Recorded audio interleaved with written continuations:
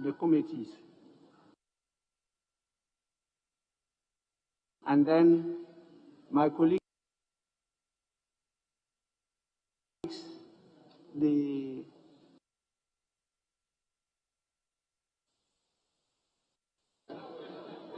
want members to do a good job. If the 9 is too much,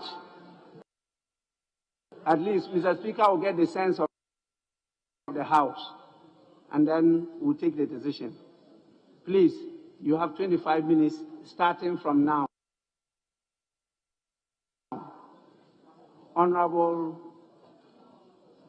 you have 25 minutes starting from now. Thank you once again, Mr. Speaker. Mr. Speaker, I rise to second the motion that this Honorable House approves the budget statement and economic policy of the government for the year ending 31st December 2021. Mr. Speaker, as I was intimating earlier,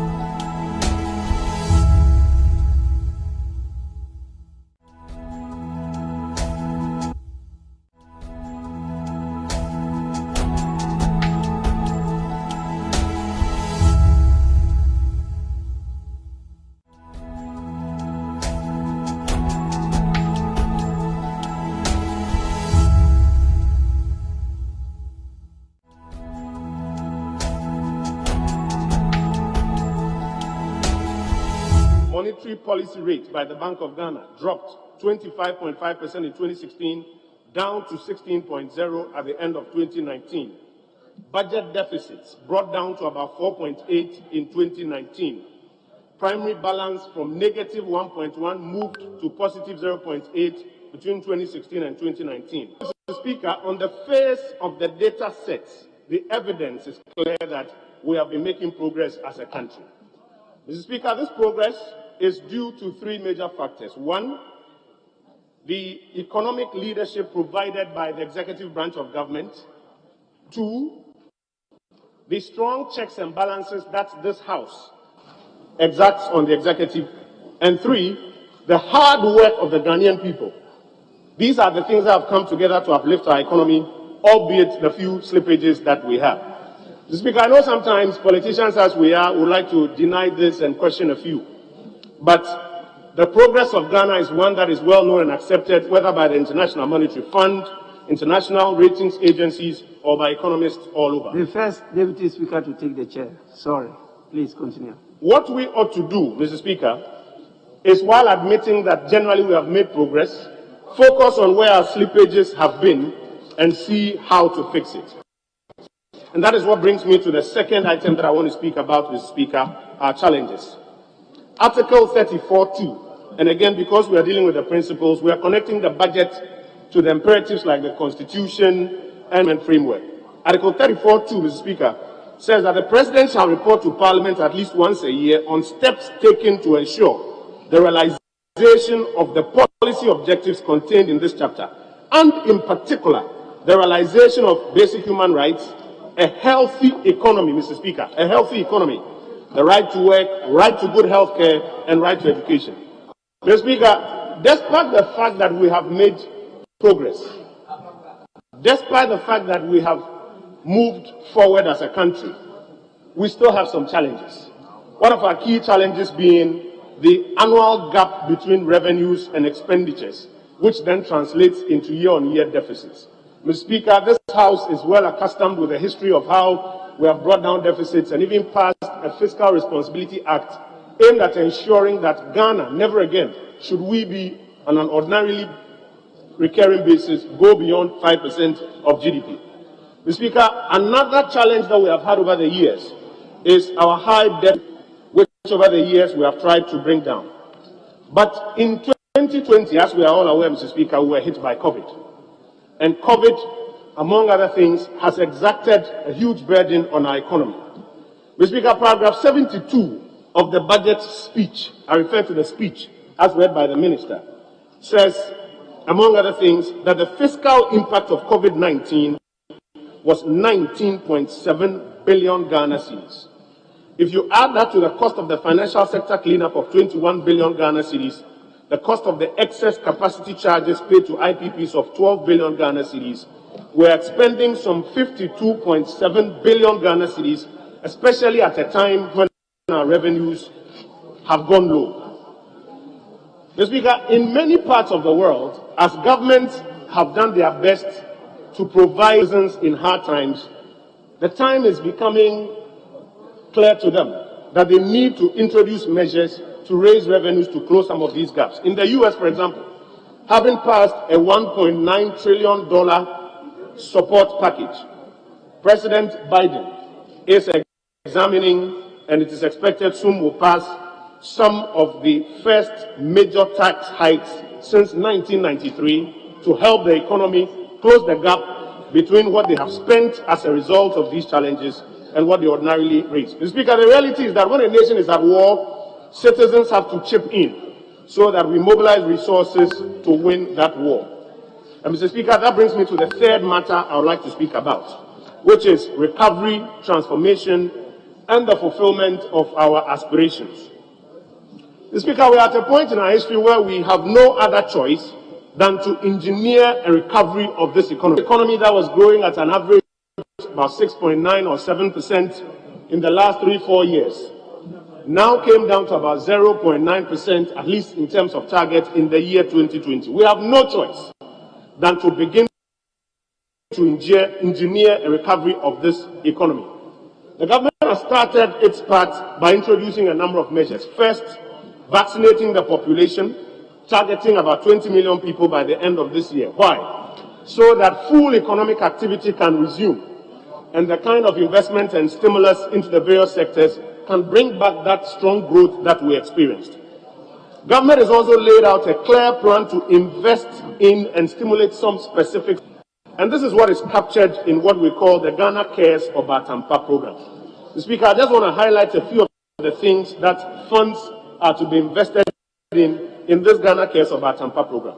Number one, food security.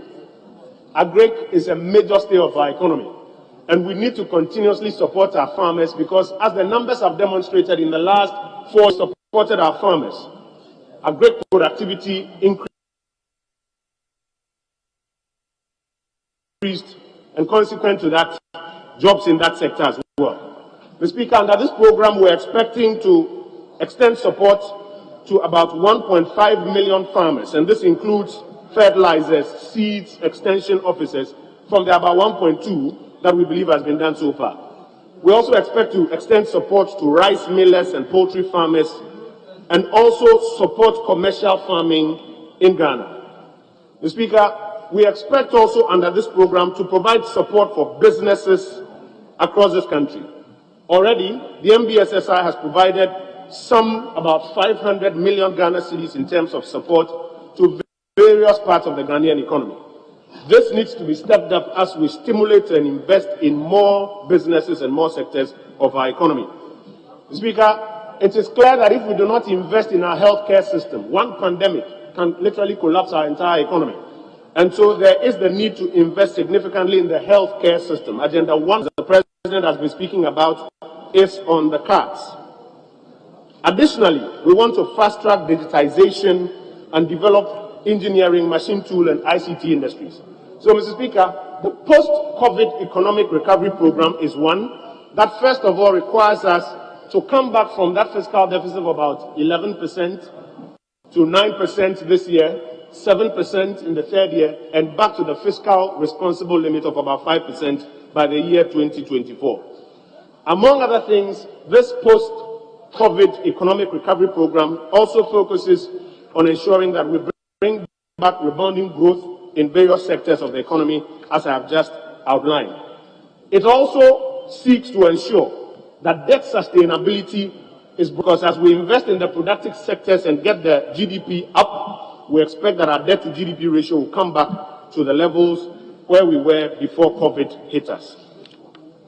Right, Honorable Speaker, to do all of these things without worsening our deficit position or our debt position currently, that the administration introduces some revenue measures to support it to do so. I want to quickly refer to Article 36, 2C of the Constitution, and with your permission, I'll read as we connect the policy underpinnings to our imperatives. Mr. Speaker, the Constitution says, the state shall, in particular, take all necessary steps to establish a sound and healthy economy whose underlying principles shall include ensuring that individuals and the private sector bear their fair share of social and national responsibilities, including responsibilities to contribute to the overall development of the country. Mr. Speaker, we are at that point where every Ghanaian has to chip in a little so that we're able to recover and fulfill our objectives. In doing so, the administration has introduced two key elements. One, tax compliance elements. Mr. Speaker, His Excellency the President told this House that as part of the digitization program, national identification numbers will now double as tax identification numbers. In an instant, the pool of persons who are available to contribute their quota in fulfillment of this constitutional obligation now moves from about 3 million people to about 15 million people. What that means is that the Ghana Revenue Authority is in a position to engage a larger pool and exact what needs to be exacted to fill the treasury so that we can deliver on these things that we speak about. Mr. Speaker, in addition to these, government has also introduced the COVID-19 levy. Government has also signaled to adjust road tolls. Government has introduced the sanitation and pollution levy and a 5% profit before tax for the financial sector recovery program.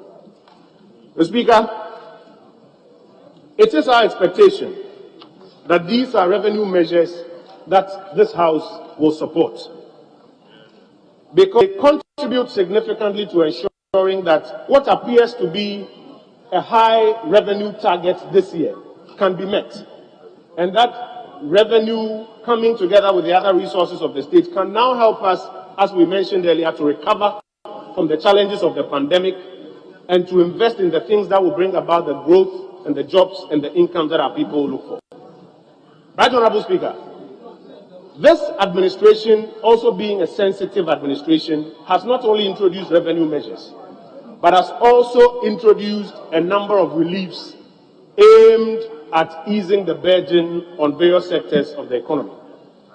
These include, for example, the provision of a rebate of 30% on income tax due for companies in the hotel, restaurant, education, art and entertainment, travel and tour industries for the second, third and fourth quarters of 2021. And Mr. Speaker, here I make particular mention of the fact that my colleagues in the media who operate in the arts and entertainment industry can look forward to benefiting from these rebates in the year 2021. It is because government is clear in its mind that as the economy contracts and business revenues contract, they that benefit the most from advertising also suffer the lot. And that is why government has introduced these measures. Mr. Speaker, government is also suspending quarterly income tax in payments for the second, third and fourth quarters of 2021 for small businesses using the income tax stamp system. Government is also suspending the quarterly installment payments of vehicle income tax for the second, third and fourth quarters of 2021 for trotros and taxis. And finally, government is extending the waiver of interest as incentive for early payment of accumulated tax arrears. Right, Honorable Speaker. So the government is not only introducing measures aimed at raising revenue, it is also introducing measures aimed at easing the burden on various segments of the economy. When we support the government in succeeding in these measures, we expect to be back on track so that some of the key initiatives of this administration, which prior to COVID where getting us on track to that promised land can be funded full throttle and can yield the benefits we are looking for. These include the free senior high school program, which fulfills Articles 25 and 38 of the Constitution, Planting for Food and Jobs, the Nation Building Corps, and then the 1D, 1F program. Because, Mr. Speaker, industrialization is one of the imperatives that we must focus on in accord with the directive principles of state policy. Mr. Speaker, the Akufo-Addo administration in its first term published the Coordinated Program of Economic and Social Development Policies 2017 to 2024.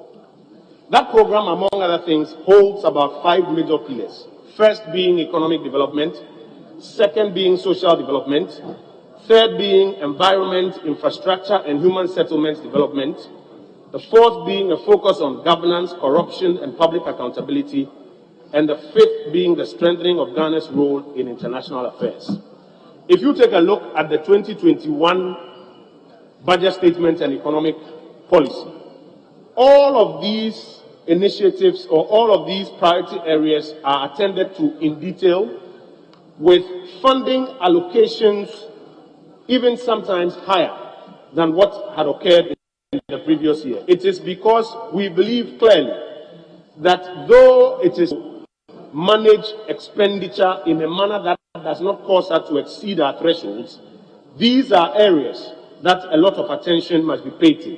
And that is why you will find resources being invested, as I mentioned earlier, in agriculture to support farmers, resources being invested to support industry, and under industry to ensure that some of the major challenges to industry, including the availability of round-the-clock energy at affordable prices to our people, is attended to.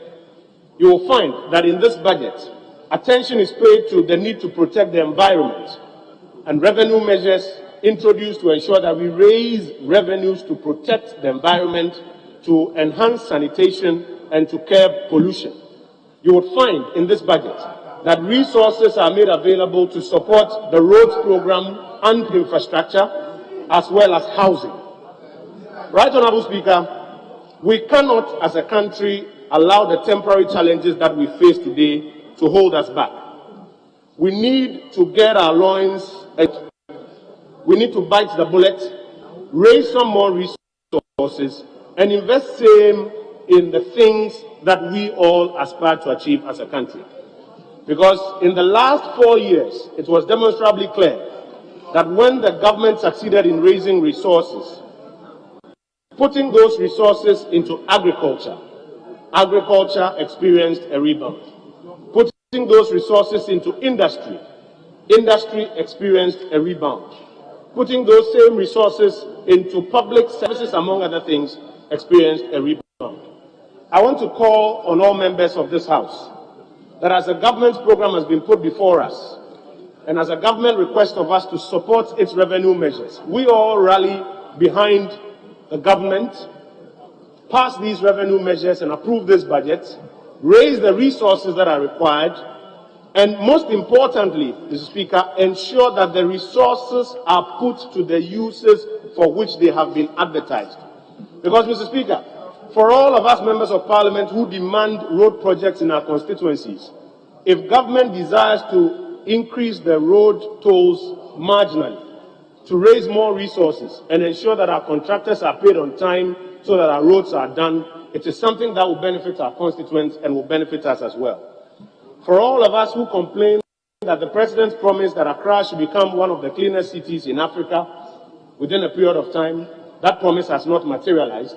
I am sure that if we pay a little extra and those funds are put to the proper use, and we're able to make not just Accra, Kumasi, Takoradi, Tamale, and other cities the cleanest in West Africa, it will serve our constituents well and serve us well. So, I call on colleagues in this House to support the budget statement and economic policy of government, to approve these measures so that we can mobilize these resources and get back on track as to where Ghana was before we were hit by these challenges. I thank you, Mr. Speaker, for the opportunity.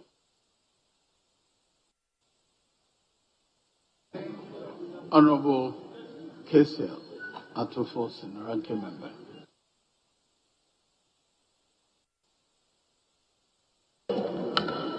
Thank you, Mr. Speaker, for the opportunity also to contribute to the debate. Mr. Speaker, in doing so, let me put on record that an effective fiscal consolidation should always lead to a reduced public debt to a sustainable limit. But sadly, Mr. Speaker, it is only in the case of Ghana that the government claims that they are consolidating the fiscal for 4 years in a row, yet our public debt is increasing at an increasing rate at an unsustainable limit. Mr. Speaker, this is scary.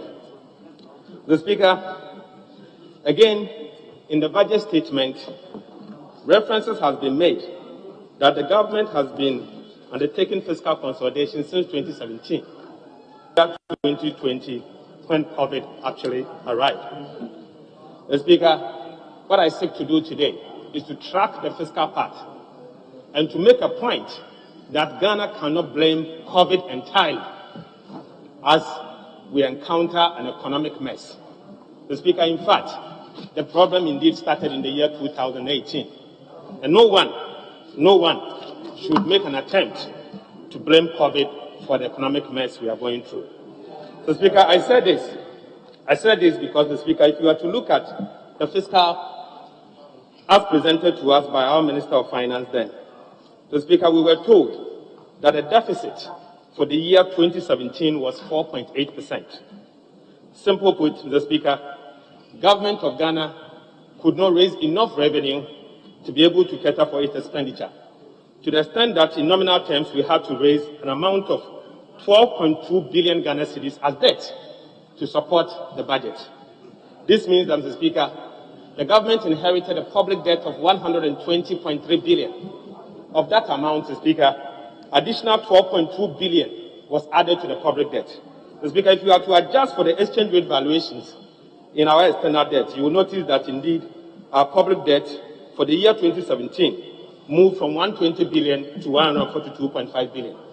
Mr. Speaker, I wish to use this opportunity to clearly commend the Minister of Finance for the year 2017. Mr. Speaker, this is so because, in fact, you give credit when credit is due. That in the year 2017, the government indeed undertook some fiscal consolidation measures. Mr. Speaker, sadly, Mr. Speaker, we lost the year 2018. We lost our way in the year 2018, and the situation started getting worse. Mr. Speaker, in the year 2018, again, our minister responsible for finance came to us, informed this honorable house that the fiscal deficit was 3.9% of GDP, representing 11.6 billion Ghana cedis. Simply put, Mr. Speaker, we borrowed only 11.6 billion Ghana cedis to increase our public debt at a time of 142.5 billion. Mr. Speaker, I beg to put this on record that is not true. That is not the case, Mr. Speaker. The situation of misreporting actually started back in 2008. Mr. Speaker, now I prove this. Mr. Speaker, I prove this in the sense that, Mr. Speaker, an amount of 9.8 billion Ghana cedis was excluded from the fiscal. Mr. Speaker, this was excluded from the Speaker, Mr. Speaker, and the IMF document here confirmed this. Mr. Speaker, if you have the IMF Article 4 document, April 2020, Mr. Speaker, contractor responsible for finance informed us. The IMF says that in the year 2018, our deficit was 7%, and certainly not 3.9% of GDP. Mr. Speaker, clearly you could see that the part is increasing and not actually reducing, as we've been told by the budget statement. Mr. Speaker, again, if you are to track the year 2019, you will notice that, as we've been told, that the minister informed this house that the fiscal deficit was 4.8% of GDP. If you are to express it in nominal, it means that we spent more than we could raise by an amount of 16.89 billion Ghana cedis. Mr. Speaker, what this means is that we added 16.8 billion Ghana cedis to our public debt. Mr. Speaker, once again, this has proven not to be the case. Mr. Speaker, again, this has been corroborated by the IMF Article 4 document. Mr. Speaker, my worry is that an amount of 5.1 billion Ghana cedis was excluded from the fiscal. Again, an amount of 3.1 Ghana cedis being a financial sector cost, again, was excluded from the fiscal. Mr. Speaker, so you could see the misreporting from day one from 2018 to 2019. The Speaker means that in the year 2019, government of Ghana increased our public debt in nominal terms by 25.2 billion Ghana cedis. 25.2 billion, and certainly not 16.8 billion Ghana cedis. That was the financing part. The Speaker, as I said, we lost our way back in 2018. The Speaker, this increased our public debt to 217.9 billion Ghana cedis as at the year 2019. The Speaker, this is serious. The Speaker, my worry is that this is our guest house. We have allowed the ministry responsible for finance to always come and present a financial statement, government policy contrary to what everyone else in the world is using. The Speaker, we are also part of the problem. Parliament of Ghana is part of the problem because, the Speaker, we fail to check them. We fail to point to them that indeed what they are doing is wrong. The Speaker, that is why the budget office is urgently required. The Speaker, we will need a budget office to be able to check the ministry responsible for finance. The Speaker, this is simple. The debt accumulation and the impressions created that our government is consolidating fiscally is the Speaker, if you are to look at the year 2020, the case is even worse. The Speaker, the year 2020, in the budget statement, yes, in the budget statement, so you can all pick it, your budget statement. The Speaker, the minister responsible for finance appeared before us, informed us that the deficit was 44.9 billion Ghana cedis. That's the financing gap, 44.9 billion Ghana cedis. Meaning that if you are to express it as a percentage of our GDP of 383 billion, then it is 11.7 billion Ghana cedis. The Speaker, sadly, this deficit excludes the financial sector cost of 8 billion. The Speaker, if you are to add the financial sector cost of 8 billion, that will move you to 13.8% of GDP. And Speaker, strangely, and to my surprise, an amount of 6.2 billion Ghana cedis being energy sector payment, again, is missing from the budget statement. 6.2 billion energy sector payment. So Speaker, so the fiscal deficit isn't 11.7, but the Speaker, it is in fact 15.3% of GDP. 15.3% of GDP for the year 2020. The Speaker, again, if you are to look at the budget statement, Appendix 3B, you will notice that the ministry responsible for finance has provisioned 2020. They incurred arrests of 3.2 billion Ghana cedis. The Speaker, Appendix 3B, the Speaker, 3.2 billion Ghana cedis. If you are to add this arrest to it, then you will notice that the fiscal deficit, including financial sector and energy sector payments, plus arrest, will be 17.5 billion Ghana cedis. So, Mr. Speaker, well, it's about 17.5% of GDP. Mr. Speaker, this means that the financing that we needed for the year 2020 was 67.3 billion Ghana cedis, meaning that we added to our public debt an amount of 67.3 billion Ghana cedis in 1 year. In 1 year. Mr. Speaker, this, for me, is something that we should send a strong signal to the Ministry of Finance. Mr. Speaker, I want to put on record that for us, we members of Parliament of this side of the House, we should send a strong message to the Minister responsible for Finance. And the Minister, until these anomalies are corrected, we will not be part of the passage of this budget statement. Mr. Speaker, these are critical issues. These are critical issues because, Mr. Speaker, this is the way that you will be able to track the debt accumulation. Until you track the way we accumulate debt and we decide to tickle ourselves and create wrong impressions that the government is actually consolidating, Mr. Speaker, we'll end up destroying the country that we have. And that is why, Mr. Speaker, I call on you, Mr. Speaker, to ask the Minister responsible for Finance to, as a matter of urgency, correct these anomalies in the budget statement. Because, Mr. Speaker, it speaks well of us. It doesn't speak well of us. I have not seen any country where some expenditures are regarded as an extraordinary expenditures, and then also those expenditures are not captured in the fiscal table. Mr. Speaker, I challenge the Ministry responsible for Finance to show me one country that has a fiscal table as messed up as we have, contrary to the international standard. Mr. Speaker, this is not allowed, and this should not be accepted. Mr. Speaker, that is why we find ourselves in a serious debt situation. Mr. Speaker, oftentimes we ask ourselves that, where did we get to where we are?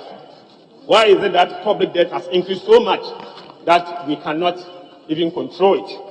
Mr. Speaker, if you are to look at the debt profile speaks for itself.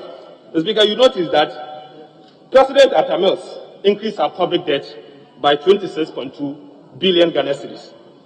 President increased our public debt by 84.3 billion Ghana cedis. Mr. Speaker, within 4 years, President Nana Addo Akufo-Addo increased our public debt by 171.2 billion Ghana cedis.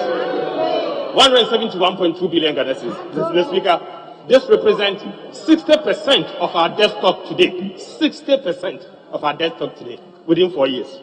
Mr. Speaker, I heard the majority leader in Hope on Saturday making a strong argument that, Mr. Speaker, it does not matter how much you owe. What matters is whether you'll be able to pay your debt or not. Mr. Speaker, I'll prove to you that today Ghana is at the tipping edge. We are getting close to a level that we may not be able to pay our debt. Sadly, that is where we are getting to. Mr. Speaker, oftentimes you hear arguments that why is it that advanced countries like Japan, America, UK has huge debt in excess of 100% of GDP. Mr. Speaker, our ability and their ability can never be the same. Mr. Speaker, in the US, in the UK, in most of the advanced countries, they are doing as a percentage to their GDP 35 to 40%. 35 to 40%. You are struggling to do 12% and you want to compare yourself. And that is why we have a debt limit of 70%. And so your revenue is about 3 times what those countries achieve. 3 times. So whilst you can carry 70% of debt to GDP, they can carry 210%. So you cannot compare yourself to those countries. Mr. Speaker, so that argument is moot. And we should stop making that argument. What we should be interested in is to make sure that, just like our peers are doing, we stay within our peers. Mr. Speaker, most importantly, anytime you hear the case, then our colleagues from the MPP says that, the rate of debt accumulation has slowed under the MPP. Mr. Speaker, let us not tickle ourselves. Rate of debt accumulation doesn't mean much. What it means, simple, is that you are comparing period 1 to period 2 and express it over the previous year. Simple. So anytime the denominator increases, then certainly the rate of debt will slow down. This is nothing. It has no space in debt sustainability. Mr. Speaker, now to the point that our leader raised. Mr. Speaker, we have, for us to find out whether our debts are unsustainable or sustainable, there are issues we have to interrogate. And the major issue we have to interrogate is about, Mr. Speaker, the key one that all of us talks about is the fact that our debt, express our debt as a percentage to our GDP. Mr. Speaker, clearly, you will notice that in the year 2016, our public debt was 55.97, approximately 56% of GDP. Within 4 years, this administration has moved our public debt from 55.97% of GDP to 76% of GDP. This means that, Mr. Speaker, over a period of 4 years, you have increased our debt to GDP by 20%. Mr. Speaker, and you call yourself better managers of the economy. Mr. Speaker, this is sad. Mr. Speaker, apart from that, Mr.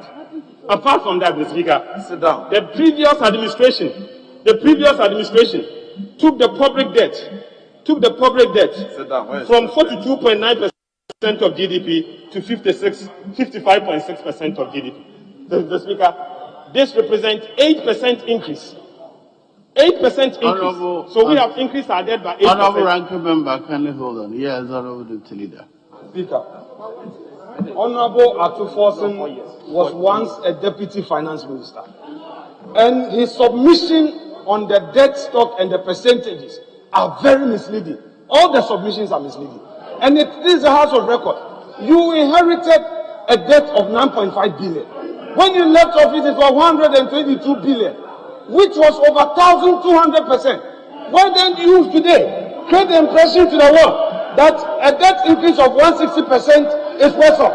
You had 8 years of over 1,200%. You were there as a deputy finance minister. Honorable Leader. Mr. Speaker, that is very Honorable Leader, you said it was misleading. So I was listening to see what is it that is misleading. But Mr. Speaker, what he said, Mr. Speaker, the context he placed his argument was to the effect that there has been a worse management of the economy by way of increasing the debt stock. He says within 4 years, we've increased it by 160%.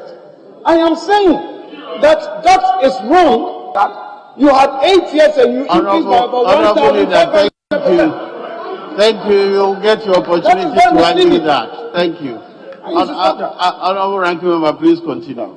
Mr. Speaker, I hope you will take note of the interruptions and adjust the time appropriately. Mr. Speaker, in the year 2012, Ghana's public debt was 47.8% of GDP. Mr. Speaker, in the year 2013, President Mahama reduced the public debt to 42.5% of GDP. Mr. Speaker, this public debt subsequently increased to 51.19%. And then, Mr. Speaker, by the end of 2016, this public debt increased to 55.97% of GDP, approximately 56% of GDP. Mr. Speaker, in the year 2017, President Nana Addo Dankwa Akufo-Addo reduced the public debt from 56% to 55.56% of GDP. Mr. Speaker, but in the year 2018, this public debt started going up to 57.58% of GDP. Mr. Speaker, before COVID, the public debt increased to 62.47% of GDP. Mr. Speaker, and the situation got worse to 76% of GDP. Mr. Speaker, I think that is not enough. Mr. Speaker, one major way of us to assess as to whether we are in a position to repay our debt or not is to compare our debt to our revenue. Mr. Speaker, and that is the sustainability issues we should be concerned about. Mr. Speaker, I'll give you some statistics. Mr. Speaker, in the year 2018, if you are to compare our tax revenue to the debt service, Mr. Speaker, and debt service simply means interest payment and amortization. Amortization, Mr. Speaker, is the debt that you are paying, the principal amount you are paying. Mr. Speaker, if you are to compare debt service to tax revenue, in the year 2013, we used to spend 39.28% of our tax revenue to service our debt. This amount, Mr. Speaker, increased to 47.11% in 2014, increased to 55.04% in 2015. Mr. Speaker, by the time we were leaving office, the ratio changed to 66.43% of GDP. Mr. Speaker, sadly, this government then came to office and increased it to 88.9% of GDP. Mr. Speaker, this means that your tax revenue, all the taxes that we collect in this economy, Mr. Speaker, we have to spend approximately 90% of that amount for the purposes of debt service. Mr. Speaker, this is serious. This is serious, Mr. Speaker. That is why I'm trying to point to the fact that we should be careful because we are at the tipping edge. Mr. Speaker, again, if you are to take only the interest, Mr. Speaker, interest is different from debt service in the sense that you are not paying principal. So we should be concerned about interest only. Mr. Speaker, as of 2013, in fact, we were spending 33.1% of our tax revenue for the purposes of paying interest. Mr. Speaker, increased to 47.48% in the year 2016. Mr. Speaker, today we have to spend 55.34% of our tax revenue for the purposes of paying interest in the year 2020. Mr. Speaker, before COVID, this amount was 46.22 in the year 2019. Mr. Speaker, so how can anybody just turn around and come and blame COVID? The problem is not COVID. The problem indeed is mismanagement. That's what the problem is. It's your mismanagement that has created the mess, and you cannot blame COVID. So, Speaker, again, on the sustainability issues. So, Speaker, if Ghana is to take all our export, and express it as a percentage to our external debt, the component of the debt that certainly, Mr. Speaker, will be paying to our foreign investors. Mr. Speaker, clearly, if you are to take the timber we export The cocoa we export, things like gold, petroleum, everything, oil that we export, Mr. Speaker, including pineapples that we export. The problem we have here under President Nana Addo Akufo-Addo is that amount is not enough to even pay for our external component of the debt. Mr. Speaker, in fact, you need 70% more of your export to service that debt. And you are telling me that it doesn't matter. You can just go ahead and then borrow. Mr. Speaker, we are getting to a level that if care is not taken, we cannot pay to our debt. Mr. Speaker, as if that is not enough. As if that is not enough, Mr. Speaker, let us now compare the interest that we pay and then show it as a ratio on the capital expenditure. Mr. Speaker, one reason why this thing is extremely important, is that, Mr. Speaker, oftentimes we complain about economic growth. Mr. Speaker, there's the need for us to smoothen our economic growth over the period. And that is why, Mr. Speaker, are deployed in such a way that it will benefit the key sectors of the economy. Today, Mr. Speaker, we are confronted in a situation where we raised so much revenue but ended up using the entire revenue for the purposes of paying interest because we have borrowed too much, because we failed to smoothen, and because, Mr. Speaker, the mismanagement has been continuing since 2018. Mr. Speaker, clearly, today, in the year 2017, you needed 2.5 times of your interest payment to be able to only pay for your capital expenditure. Mr. Speaker, in the year 2018, this amount increased. Capital expenditure is 3 times of our interest payment. Mr. Speaker, again in the year 2019, the situation got worse, almost 4%. Almost 4 times before we could pay our interest. Mr. Speaker, so you could see the mismatch in the economy. The mismatch in the economy, Mr. Speaker, no wonder we are where we are today.